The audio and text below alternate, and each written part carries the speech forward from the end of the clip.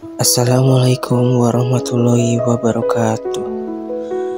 Di materi ini saya akan membahas teknologi di sekitar kita. Sebelumnya, perkenalkan nama saya Vicky Nur Hidayat. Sebelum ke materi, alangkah baiknya jangan lupa untuk subscribe channel ini agar channel ini berkembang terus dan update terus. Pertama-tama kita akan membahas pembahasan. Yang pertama ada ide pokok dan ide pendukung, dan yang kedua menyampaikan hipotesis, dan yang ketiga berdiskusi, dan yang keempat menulis teks diskusi, dan yang kelima mengelaborasi perasaan untuk memahami permasalahan. Pertama-tama kita akan membahas ide pokok dan ide pendukung. Ide pokok adalah gagasan utama atau inti dari sebuah paragraf. Ide pokok biasanya berisi hal yang paling penting yang ingin disampaikan penulis. Sementara kalimat lain dalam paragraf berfungsi sebagai penjelas atau pendukung. Selanjutnya ada ide pendukung. Ide pendukung merupakan ide yang memperjelas ide pokok. Ide pokok memerlukan ide pendukung agar pembaca dapat memahami makna paragraf. Ide pendukung dapat berupa data, kalimat penjelas, kronologi, maupun sebab dan akibat dari suatu peristiwa. Ide pendukung memiliki kalimat yang berupa kronologi, kejadian contoh, uraian data, dan sebagainya. Selanjutnya ada ide pokok dan ide pendukung dalam buku dan resensi. Ide pokok dan ide pendukung dapat pula ditemukan dalam teks panjang berbentuk buku. Buku ditulis oleh penulis dengan menentukan ide pokok terlebih dahulu. Ide pokok yang menarik akan membuat pembaca penasaran dan tertarik membaca buku. Ide selanjutnya dikembangkan melalui kalimat, paragraf, subbab, dan bab yang lebih panjang dan struktur agar bacaan lebih jelas. Ide pokok dan ide pendukung sebuah buku dapat kamu tuliskan ke dalam bentuk resensi. Menurut KBBI, Kamus Besar Bahasa Indonesia, resensi adalah pertimbangan atau pembicaraan tentang buku.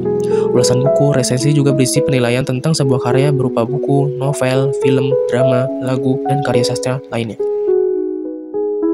Selanjutnya yang kedua, menyampaikan hipotesis.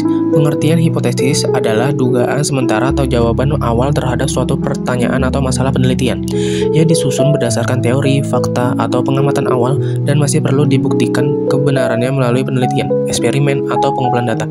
Ciri-ciri hipotesis harus menyatakan pertautan antara dua variabel atau lebih dalam satu rumusan hipotesis. Dinyatakan secara deklaratif atau kalimat pernyataan, hendaknya dirumuskan dengan jelas, padat, dan singkat serta harus dapat diuji kebenarannya. Yang ketiga, berdiskusi.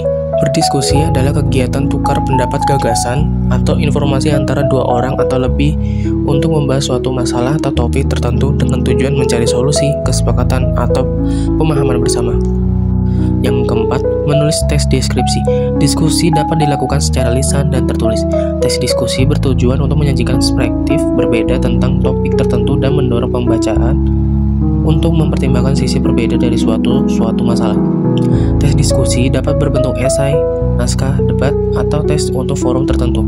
Berikut ciri-ciri teks diskusi. Yang pertama, struktur terdiri atas isu dan permasalahan. Dan yang kedua, membuat informasi yang bersifat informatif dan argumentatif. Dan yang ketiga, ciri kebahasaan. Dan yang terakhir, kelima, mengelaborasi perasaan untuk memahami permasalahan.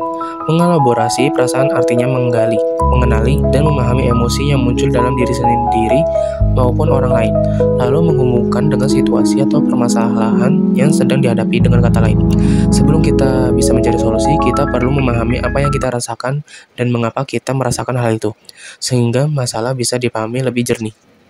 Sekian pembahasan materi hari ini. Kurang lebih mohon maaf. Terima kasih.